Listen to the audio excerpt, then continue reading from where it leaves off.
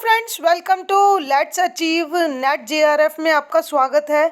आज का हमारा टॉपिक रहने वाला है इनपुट टैक्स क्रेडिट, जो कि जीएसटी का पार्ट होता है, लेकिन ये ज़्यादा इनकम टैक्स के अंदर भी पूछा जाता है। और साथ ही साथ जो यूजीसी नेट कॉमर्स की जो लीगल एक्सेप्ट की हमारी जो यूनिट है, उसमें भी ये पूछा जाता है।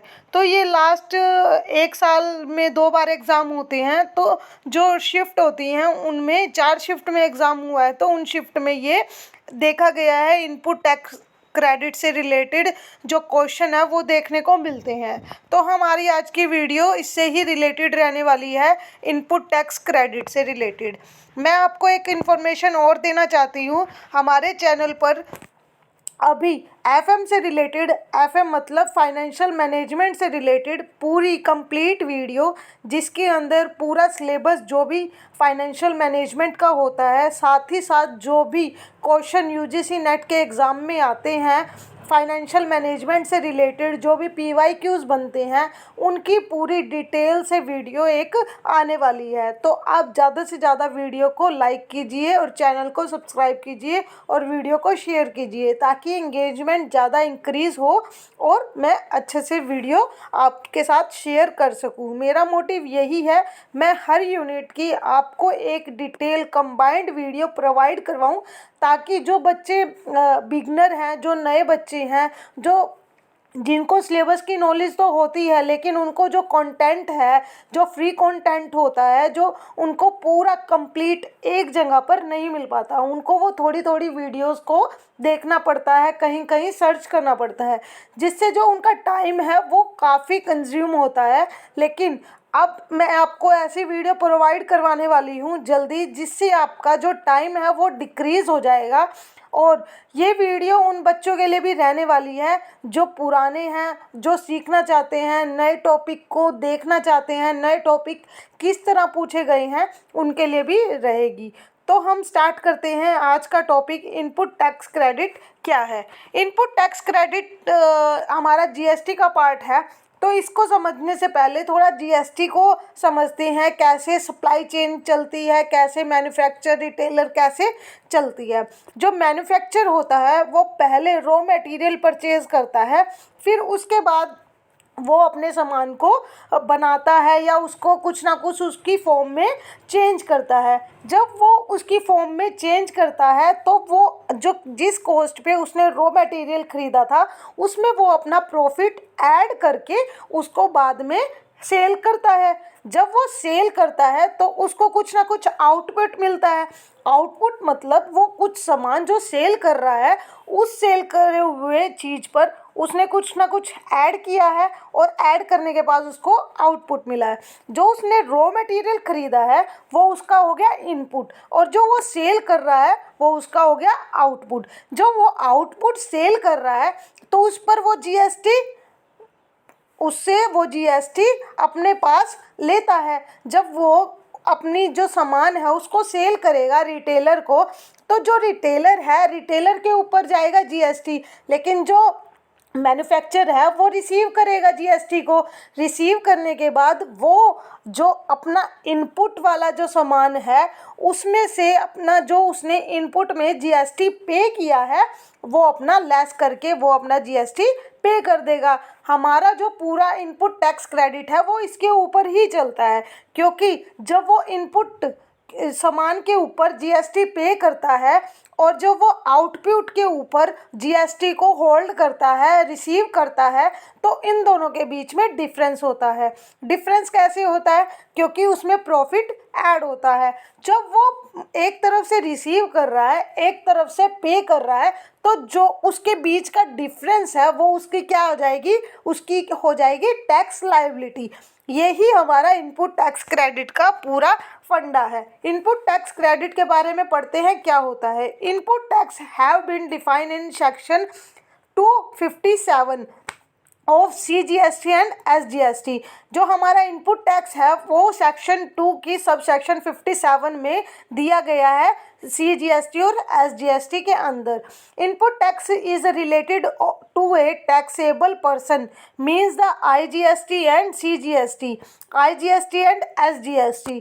charge on any supply of goods and or service to him which are used or are intended to be used। जिनको भी वो यूज़ करना चाह रहा है या जिनको भी वो इंटेंटली मतलब वो कंबाइन कर कर या किसी फॉर्म में उसका कर रहा है, तो वो इनपुट टैक्स क्रेडिट के अंदर आता है। इन द कोर्स और furtherance of is a business and include the tax payable under sub section 3 of section 7 के अंदर आता है।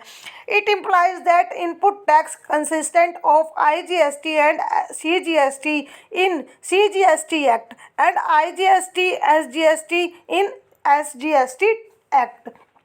इसके बाद क्या होता है, जो इनपुट टैक्स है इज़ रिलेटेड ए पर्सन जो कि किसी भी तरह की गुड्स की ट्रांजैक्शन में, सर्विस की ट्रांजैक्शन में इंक्लूड है, उसके ऊपर ये अप्लाई होता है। अब पढ़ते हैं इनपुट टैक्स क्रेडिट कैसे काम करता है। जैसे मैंने आपको बताया, कोई मैन्युफैक्चर है, वो जब इनपुट ले रहा है किसी चीज़ को उसकी फॉर्म में चेंज करने के लिए या किसी उसकी टाइम कुछ भी हो सकता है जो मैन्युफैक्चर कर रहा है, तो वो रॉ मटेरियल लेगा।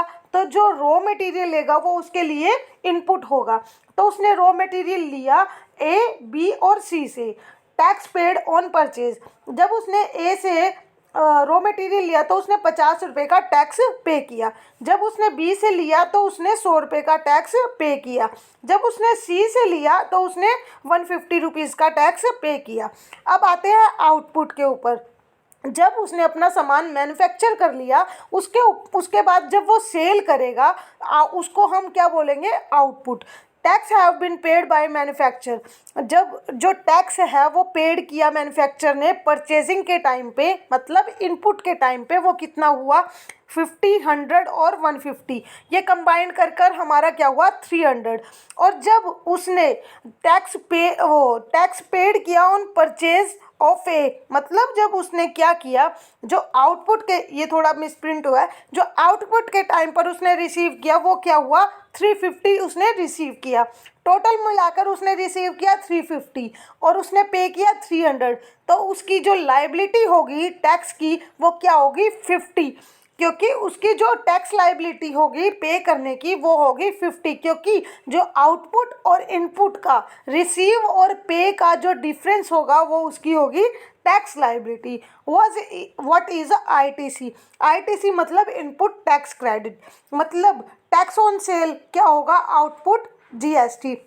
जब मैन्युफैक्चर ने सेल कर दिया उसके बाद वो GST को रिसीव कर रहा है तो वो क्या होगा हमारा आउटपुट ऑन GST।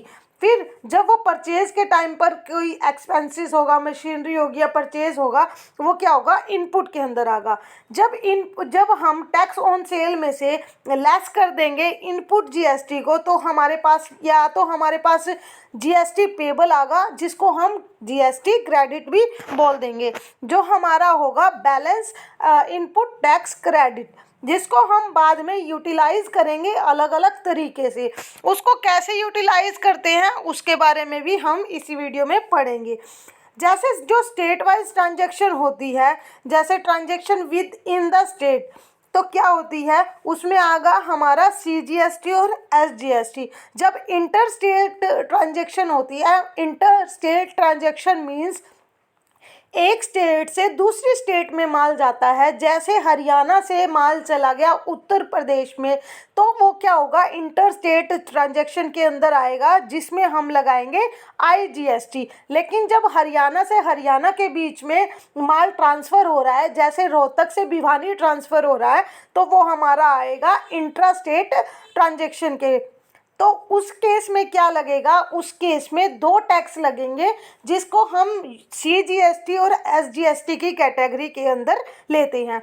जो हमारा बैलेंस आया GST का, जो हमारी जो टैक्स ऑन गुड्स को में से टैक्स ऑन परचेज को लेस करने के बाद जो हमारे पास इनपुट टैक्स क्रेडिट आया, उसको हम कैसे यूटिलाइज करते हैं उसके बारे में हम अब पढ़ने वाले हैं। तो जो हमारा इंट्रा स्टेट ट्रांजैक्शन थी उसके अंदर 2 तरह के GST आ गए, CGST और SGST।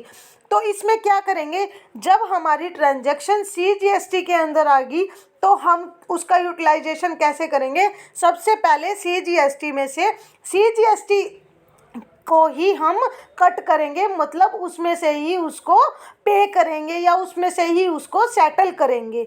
CGST में से CGST करने के बाद दूसरे नंबर पर हम किस पे जाएंगे? IGST पर। IGST मतलब इंट्रा GST पर जाएंगे। ऐसे ही जब हम स्टेट GST पर जाएंगे, SGST पर जाएंगे, तो SGST में हम सबसे पहले उसको जो ट्रांजैक्शन जो हमारी इनपुट टैक्स क्रेडिट है उसको सेटल कैसे करेंगे? सबसे पहले हम SGST में से SGST की ही ट्रांजैक्शन को सेटल करेंगे, उसके बाद हम IGST पर जाएंगे।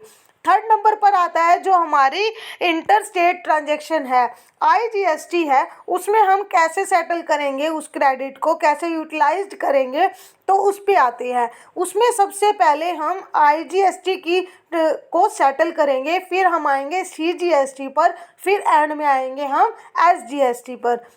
मतलब इसके अंदर हम तीनों को करेंगे, पहले IGST को, फिर CGST को, फिर SGST को। लेकिन CGST और SGST के अंदर हम ऐसा नहीं करेंगे। CGST है तो उसमें हम SGST को इंक्लूड नहीं करेंगे, स्टेट की को इंक्लूड नहीं करेंगे सेटल करने के लिए। वैसे ही जब हमारे पास स्टेट की GST है तो उसके लिए हम सेंट्रल GST को इंक्लूड नहीं करेंगे, उनमें उनकी जो यूटिलाइजेशन है उसमें उनकी परमिशन नहीं होती सेटल करने की।